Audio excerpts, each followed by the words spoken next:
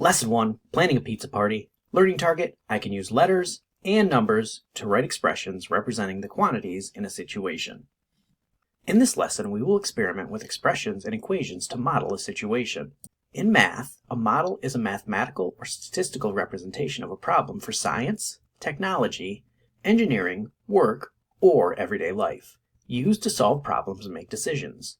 You may not realize it, but you have worked with mathematical models for many years.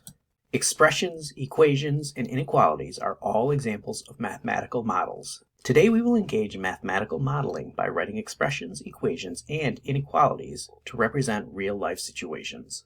Real-life situations often involve constraints. A constraint is a limitation on the possible values of variables in a model, often expressed by an equation or inequality, or by specifying that the value must be an integer. Let's take a look at an example. Distance above ground D in meters might be constrained to non-negative values. We can express this constraint as an inequality using the variable D.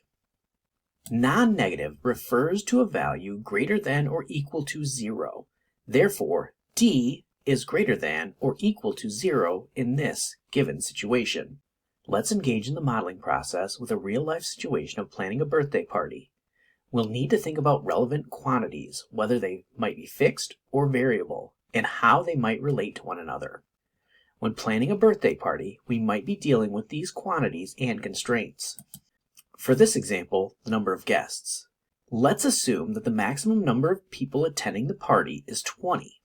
We would have to consider the cost of food and drinks. For this example, the cost of food and drinks per person is $5.50. The cost of the birthday cake is a fixed quantity. For this party, we know we'll need to buy only one cake, which will cost $40. The cost of the entertainment is also a fixed quantity. The host will need to spend a total of $15 for music and $27 for games, respectively. We must consider the total cost of the party. This constraint is no more than $180 for the total cost of the party. We can write expressions and inequalities using numbers and letters to express constraints. For this situation, let's let N represent the number of people and C represent the total cost in dollars. Sometimes a constraint is an exact value. Other times a constraint is a boundary or a limit. For example, no more than 20 people can attend the party. This means 20 people or less can attend the party. We can represent this constraint as an inequality. N is less than or equal to 20. The expression 5 50/100 N is a concise way to express the overall cost of the food if it costs $5.50 per guest and there are N number of guests. The cost of the birthday cake is an exact value. The cost of the cake is $40. The cost of the entertainment is also an exact value. Which expression represents the cost of the entertainment for the party? 15 plus 27 represents the cost of the entertainment for the party. Lastly, we can represent the constraint of no more than $180 for the total cost of the party as an inequality. Which inequality represents this constraint? If $180 is the maximum budget, this means we can spend $180 or less for the party.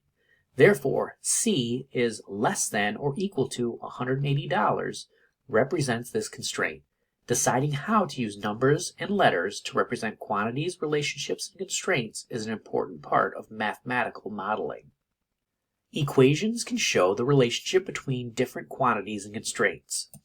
For example, the total cost of the party is the sum of the costs of food, cake, and entertainment.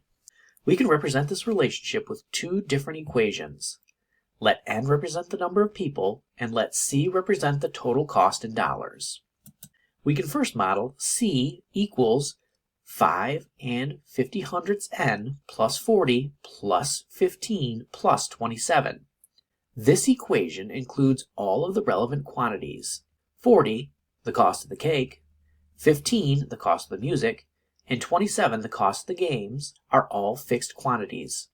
Since the number of people may vary, we represent the cost of food per person as 5 50/100 N.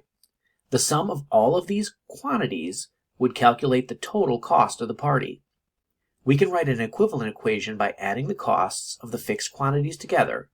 Which of the following equations is equivalent to the equation shown below? C equals 5 and 50 n plus 82 is the equivalent equation that represents the total cost of the party. Let's take a look at one more example. We can continue using the birthday party model from the previous slide to see how we can efficiently make estimates and adjustments. A model can be an efficient way to make an estimate or prediction. For example, by writing the equation for the birthday party, we can predict approximately how much money we may spend. We can predict the cost of 15 people by substituting 15 for n. When a quantity or a constraint changes, or when we want to know something else, we can adjust the model and perform a simple calculation. For example, the equation can be used to find the total cost for different amounts of people, which was represented by the variable n. If one of the constraints changed, such as the cost of food per person is now $8 instead of $5.50 per person, we can adjust the model to calculate the cost for 15 people by writing the equation C equals 8 times 15 plus 82. To celebrate graduating high school, all of the students in 12th grade are attending a day trip to a theme park. Write an expression that could represent an estimated cost for the trip. State what each part of the expression represents. There are many possible quantities and constraints we could consider. For this example, let's consider the cost of admission per person, the cost of transportation, and the cost of food for the trip. This is one of the many possible expressions that we could represent an estimated cost for a trip to a theme park for n number of students in the 12th grade. In this expression, 50n represents the cost of admission per person for the theme park. 500 represents the cost of the transportation, and 2,000 represents the cost of lunch for everyone attending the trip. We know that n represents the number of students in the 12th grade. What are some values that would be reasonable for this given situation? The number of students in the graduating class may vary from school to school. However, it's important to note that only values that are whole numbers make sense in this given situation, as we cannot have a partial amount of a student. It is reasonable to speculate that a graduating class may be between 100 to 150 students. In the upcoming lesson, we will continue to write and interpret expressions, equations, and inequalities that represent situations and constraints.